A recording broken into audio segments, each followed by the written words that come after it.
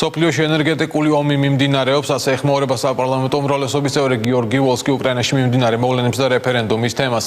მისი თქმით, რუსეთის ქმედება საერთაშორისო ნორმების მკაცრი დარღვევა. ამას ევროკავშირი და ამერიკის შეერთებული შტატებიც აღიარებს, როგორც დეპუტატმა ჟურნალისტებთან საუბრისას განაცხადა ის, რაც ყირიმში ხდება საზიანოა როგორც ქართული, ასევე მსოფლიო საზოგადოებისათვის.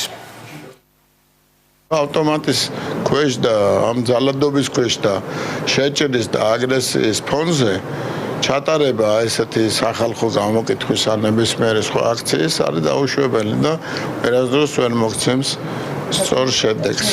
ბერკეტი არსებობს ორი, ეს არის ეკონომიკური ბერკეტი, რითიც თქვათ რუსეთსაც გააჩნია. დემოკრატიულ სამყაროსაც გააჩნია მის მიმართ, აი ამ თემაზე მიდის ახლა ბჭობა, კარგია რომ ამერიკის შეერთებულ შტატებს და ევროკავშირს ერთი პოზიცია აქვს ამასთან დაკავშირებით.